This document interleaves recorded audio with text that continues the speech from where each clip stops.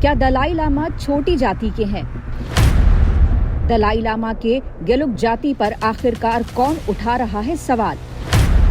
दलाई लामा का क्यों किया जा रहा है अपमान?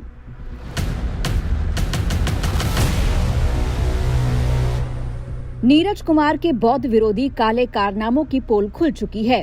नीरज कुमार, जो संस्कृति मंत्रालय के बीटीआई विभाग का डायरेक्टर है, जिसे जिम्मेदारी दी गई है बौद्ध संस्कृति के लिए काम करने की, लेकिन वो बौद्ध विरोधी काम कर रहा है और बौद्धों के आध्यात्मिक गुरु का अपमान कर रहा है। सबसे पहले नीरज कुमार के परिवार और उसकी पृष्ठभूमि की बात करते हैं। नीरज कुमार बिहार का रहने वाला है और इसकी पत्नी प्रदीप बियाक मणिपुर की रहने वाली एक ईसाई महिला है। दोनों ही सरकारी कर्मचारी हैं। पत्नी ईसाई है और इसीलिए नीरज कभी भी ईसाई धर्मांतरण पर कुछ नहीं बात करता। अपनी पत्नी को खुश रखने के लिए नीरज कुमार ने अपनी पत्नी के रिश्तेदारों को अपने ही विभाग में नौकरी भी दिलवाई, जिनमें से एक का नाम है मैंगहेंग टाम्बिंग जीन। यानी सीधे तौर पर वो अपने पद का दुरुपयोग कर रहा है, लेकिन सरकार को हिलाने की बात करता है। लड़ाओ और कभी पीछे नहीं हटा। ये मालूम कर लेना कि सरकारें हिलती हैं, मतलब जितना हम्बल रहता है वो ठीक है, लेकिन सरकारें हिलती हैं। नीरज कुमार के साथ बौद्ध विरोधी कामों में विदेशी लोगों का भी हाथ है। इन्हीं में से एक का नाम है सोनिया गोम्स। सोनिया गोम्स पुर्तगाल के पोर्टो सिटी में स्पासो जेन नाम के एक मसाज सेंटर को चलाती है। सोनिया पर अश्लील काम करने का आरोप लगाते हुए पोर्टो पुलिस स्टेशन में शिकायत भी दर्ज की गई थी। सोनिया गोम्स नीरज कुमार के साथ मिलकर एक ऐसी किताब का प्रचार कर रही है जिसमें बौद्धों के बारे में मुस्लिम स्कॉलर्स ने अपने रेफरेंस दिए हैं। अब आप समझिए कि बौद्धों के बारे में किसी मुसलमान ने लिखा होगा तो क्या लिखा होगा और कैसे लिखा होगा, जिस पर बौद्ध अनुयायियों में गुस्सा है।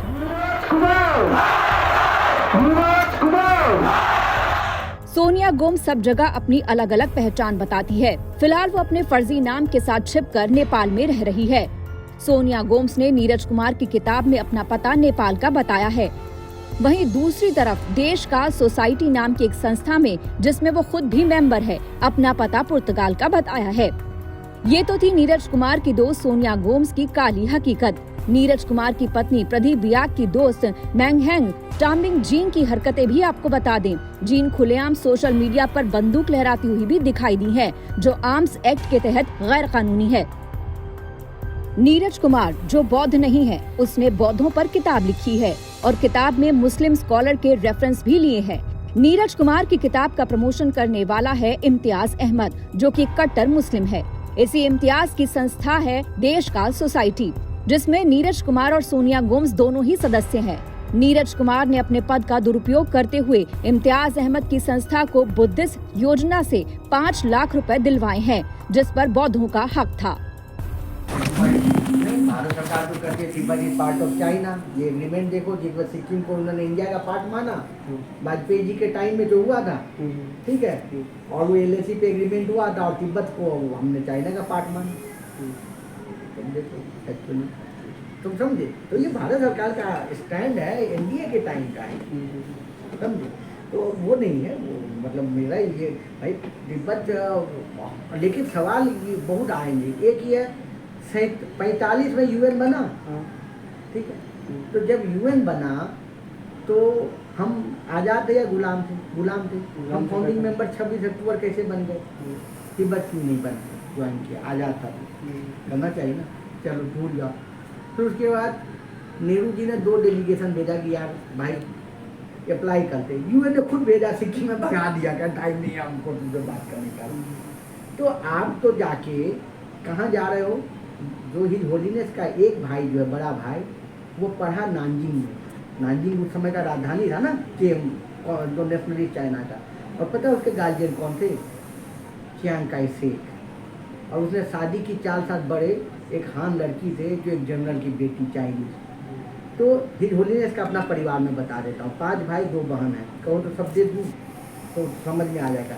ऐसा बड़ा कम होता है कि वो जो है थियोक्रेसी एंड डायनेस्टी को मिला दिए। 3 भाई रिंपोचे बन गए, एक भाई चांसलर बना, एक बहन जो है वो 2 बहन मिनिस्टर रही, जीजा खाले सब मिनिस्टर रहे। तो बड़ा अच्छा है ना कि वो थियोक्रेसी एंड डायनेस्टी मिला दिए और प्रोपोनेंट हो गए डेमोक्रेसी के। और सपोर्ट करा इंडिया, चाइना, उन्हें इंडिया, यूएस, ताइवान, जापान लेके आए। दरअसल नीरज कुमार के काले कारनामों का एक और इतिहास भी है। अब उस पर नजर डालते हैं। जब केंद्र में एनडीए की वाजपेयी सरकार थी, तब नीरज कुमार पर विभाग से भारत की खुफिया जानकारी लीक करने का आरोप लगा था और लंबा केस भी चला था। इसी दौरान नीरज को सस्पेंड किया गया था। जब कांग्रेस सत्ता में वापस आई तो अपनी सांठगांठ और कानूनी पैतरेबाजी के दम पर ये वापस बहाल हो गया। इसीलिए अब ये बीजेपी सरकार विरोधी एजेंडा चला रहा है और मोदी सरकार की छवि बौद्ध विरोधी बनाने पर तुला हुआ है। नीरज कुमार बौद्धों के खिलाफ कैसे जहर उगल रहा है, ये अब सबके सामने आ चुका है। दलाई लामा के खिलाफ इसने कई बार आपत्तिजनक टिप्पणी की है। ये यहीं तक नहीं रुका, इसने दलाई लामा के परिवार को भी नहीं छोड़ा। नीरज कुमार ने दलाई लामा के परिवार के खिलाफ भी कई तरह के आरोप लगाए हैं। तो आप तो जाके कहाँ जा रहे हो? जो हिज होलीनेस का एक भाई जो है, बड़ा भाई, वो पढ़ा नानजिंग में। नानजिंग उस समय का राजधानी था ना, जो नेशनलिस्ट चाइना का। और पता है उसके गार्जियन कौन थे? Chiang Kai Shek. और उसने शादी की 4 साल बड़े एक हान लड़की से, जो एक जनरल की बेटी, चाइनीज। तो हिज होलीनेस का अपना परिवार में बता देता हूँ। 5 भाई 2 बहन है। कहो तो सब दे दूँ तो समझ में आ जाएगा। ऐसा बड़ा कम होता है कि वो जो है थियोक्रेसी एंड डायनेस्टी को मिला दिए। 3 भाई रिंपोचे बन गए, एक भाई चांसलर बना, एक बहन जो है वो 2 बहन मिनिस्टर रही, जीजा खाले सब मिनिस्टर रहे। तो बड़ा अच्छा है ना कि वो थियोक्रेसी एंड डायनेस्टी मिला दिए और प्रोपोनेंट हो गए डेमोक्रेसी के और सपोर्ट करा इंडिया, चाइना, उन्हें India, US, Taiwan, Japan. Neeraj Kumar के द्वारा बौद्ध विरोधी सारी हदें पार करने के बाद अब नीरज कुमार के खिलाफ पूरे भारत के बौद्धों ने विरोध किया है। देश के हर कोने में रहने वाले बौद्ध अनुयायियों ने प्रधानमंत्री, राष्ट्रपति, सांसद के पास तक शिकायत की है। तवांग में पुलिस में लिखित शिकायत करते हुए एफआईआर लिखने की मांग की गई है।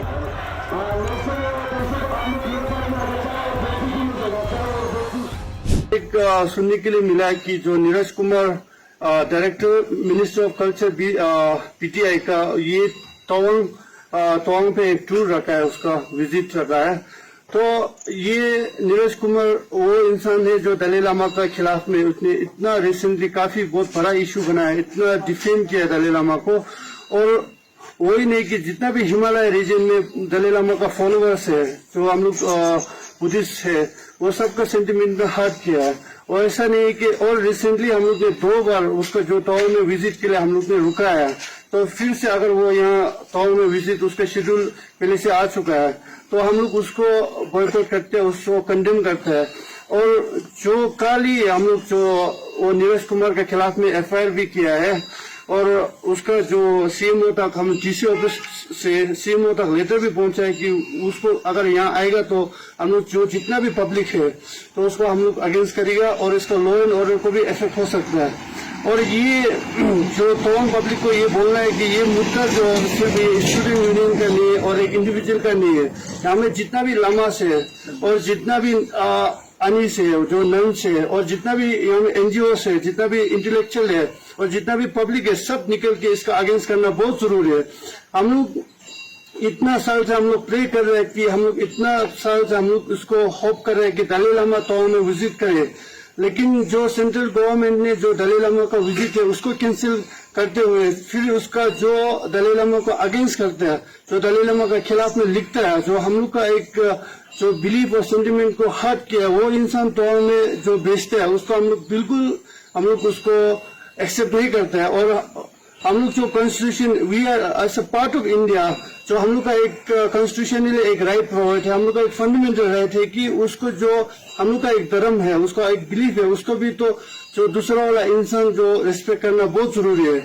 और ये जानना बहुत जरूरी है, ये नीरज कुमार जो एक आम इंसान नहीं है, इतना बड़ा एक पोस्ट पकड़ के जो हिमालय रीजन में जितना भी बुद्धिस्ट फॉलोअर है उसका सेंटिमेंट हर्ट करना, उसका भी जानना बहुत जरूरी है।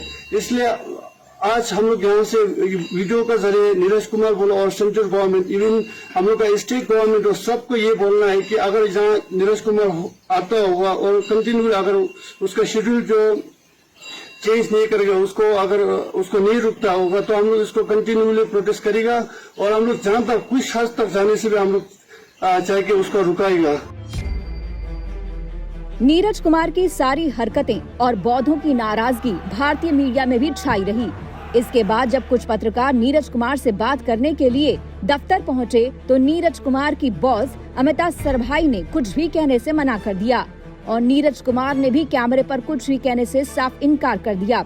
इस दौरान नीरज कुमार ने पत्रकारों से बौद्ध विरोधी बातें जरूर कही। क्या है तिब्बत का कल्चर क्या है, कहते हैं हमारा कल्चर जो है टंग नहीं खाना है। ये उन्होंने छापा है ना कॉपीराइट LTW का, क्या खाना है, कहते हैं हार्ट खाते हैं। तो आदमी मर जाए ना तो उसका क्वालिटी मिल जाता है अगर उसका हार्ट खाए, चलो ठीक है खा लो। क्योंकि किसका हार्ट खाने की तारीफ करें, भारत सरकार के पैसे से, ये भारत सरकार के पैसे से छपी है, भारत में छपी है।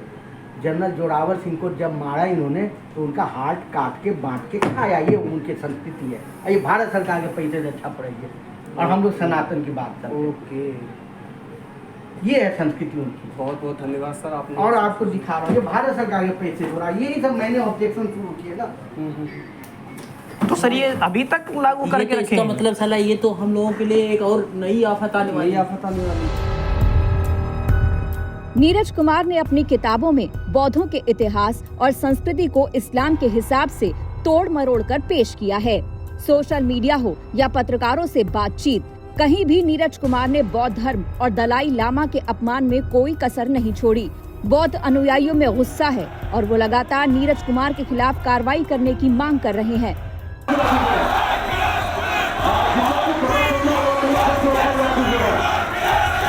नीरज कुमार सोशल मीडिया पर दलाई लामा के खिलाफ कई अभद्र टिप्पणी कर चुका है। उसके सोशल मीडिया पर नजर डालें तो ये साफ है कि बौद्धों के खिलाफ किस तरह की घटिया सोच वो रखता है। जब इस बाबत लोगों ने इससे सवाल पूछे तो ये भाग खड़ा हुआ।